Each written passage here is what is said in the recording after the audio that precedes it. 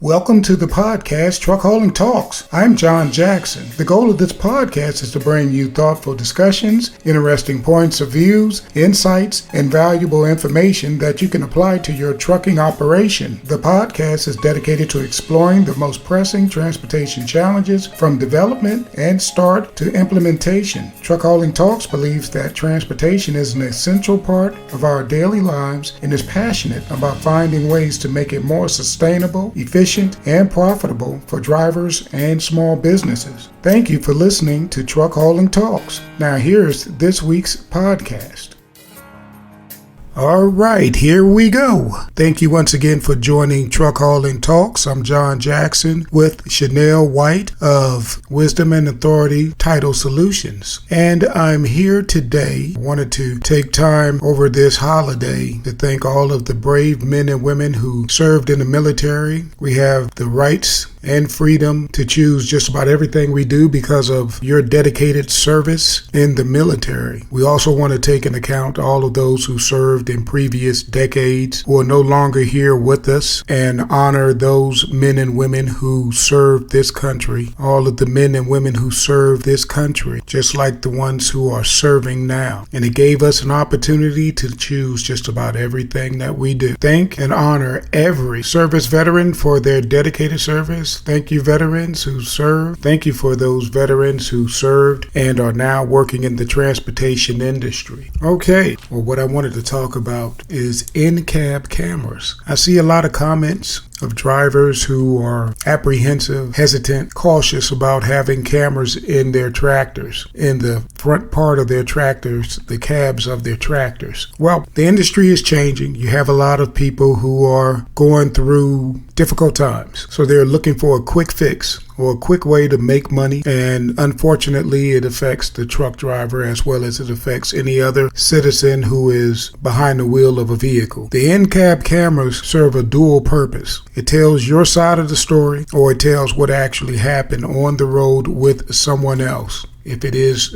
an incident, accident, or injury. So the cameras serve a good purpose in your truck. They're there for you to keep you safe, to help you do your job and not worry about someone who's coming after you or your company, accusing you of something that you did not do, accusing you of an action you did not do. There's a flip side to that also. I understand that drivers feel that, that somebody's going to be monitoring your every move. And the answer to that is correct. They will have that option to watch everything you do in that tractor, whether it be smoking a cigarette, eating, drinking, or watching things outside of the spectrum of driving. If you have your phone, they'll be able to see you using the phone. If you have your computer, laptop, iPad, whatever you have, they're going to be able to see you using that. So the best thing for you to do is to do your job effectively, safely, and without hesitation or questionable actions. Put those items away and concentrate on the road. If you have to use them,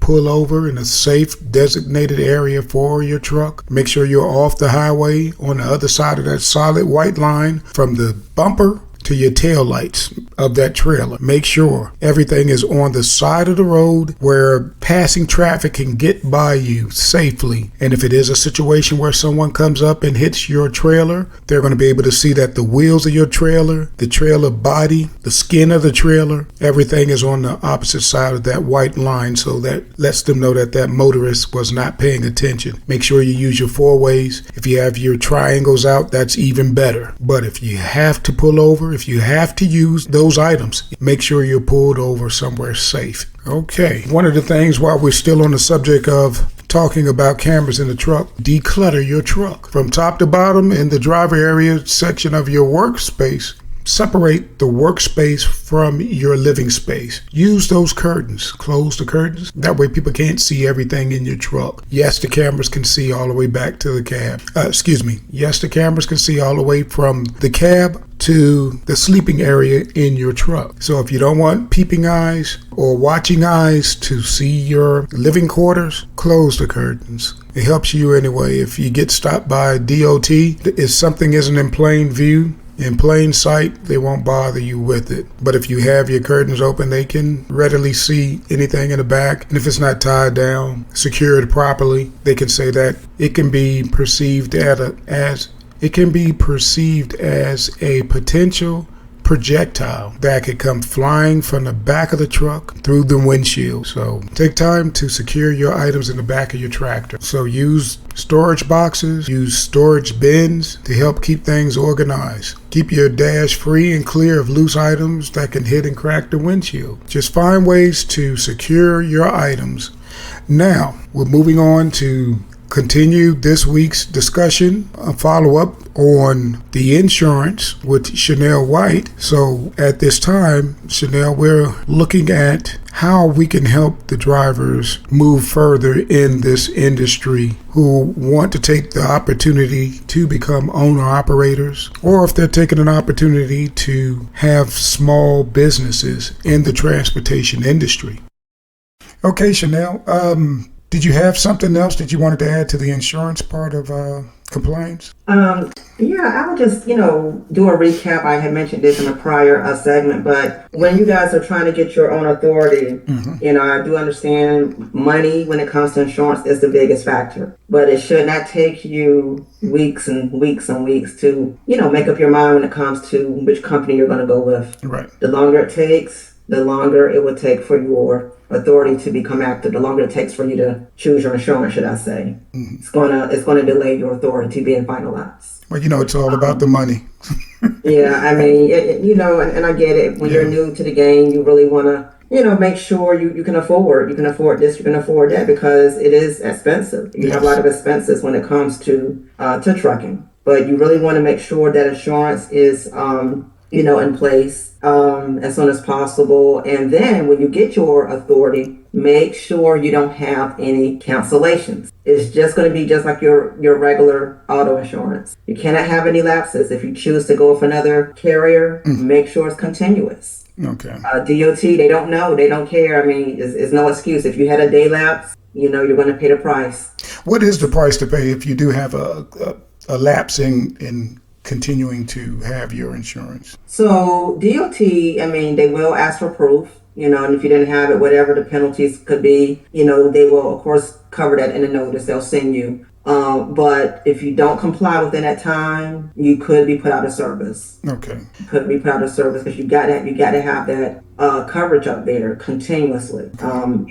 This is not insurance that's for your personal vehicle. Right. You're moving goods, transporting goods, and that's something they take very seriously. Okay. So they do look at that. Okay. What if it's a company? What if it's a company that is taking some time off from the industry? Do they still need to have some sort of coverage on their vehicle? I mean, if it's parked in their yard, or they're not even hauling anything at that time? Well, if that's the case, then my recommendation is that you have your authority inactive. Okay. You can deactivate it, for a time. Just go ahead and do that, and you can do the same with your insurance. Before you do that, just make sure you don't have any pending DOT issues. Just take care of that. But yeah, if you feel like you're going to be down maybe 6 months or a year, sure, you can do that. Okay. Yeah. Drivers, make sure that you take the proper steps. If you are going to sit your truck for a little while because of the market right now, make sure you're reaching out to the proper authorities to take care of your situation. Right. Chanel, did you want to go over another area, or did you see another area that we tend to overlook as owner-operators, drivers, companies that you would like to help us with today? So after your authority, again, once you've decided which path you want to take, are you going to lease on to someone for a minute, or are you just going to go full force and get your own authority? Once you've made a decision, then let's talk about the plates. Getting your apportioned plates if you're going to be doing interstate hauling. Okay, and I think I shared prior what interstate and IRP is, portion plates and things like that. But not all truckers would need interstate or portion plates. We may need to cover that in another video. Yes. But if your thing is going to be interstate hauling and whatnot, then you will be getting what's called an IRP account. You want to pack some patience, because if you're setting up a brand new IRP account, it can take you anywhere from maybe 2 weeks or longer for brand new accounts. And the reason being is because not only are you dealing with DOT, but now you have DMV, and they connect. They're separate, but they connect. When it comes to compliance, DMV, they got to check your authority, make sure that's active, make sure you don't have any stops or issues, making sure your insurance is what it's supposed to be before you can get your portion plate. Also, you want to have the proper verification of your name. If you're going to be operating as a sole proprietor, the documentation should reflect that. If you're going to be operating as a business or an LLC, corporation, partnership, whatever, same thing. The documentation that you're given to DMV should reflect the same thing. Okay. One of the mistakes that truckers make a lot of times is a mismatch. They'll have the individual documents reflect their individual name, and then they have the business documents reflecting the business name, and sometimes it's a mixed match. You can't do half and half. Okay, DOT, DMV, they want to see consistency with the names. Truck Hauling Talks can't make this podcast a success alone. You'll be joining a transportation community who share the same dedication to this important topic. Not only will you hear about the latest videos when you subscribe, but you'll also have the opportunity to engage with Truck Hauling Talks and other subscribers in the comments section. So what are you waiting for? Hit that subscribe button and explore the world of transportation with us. Be safe, driver.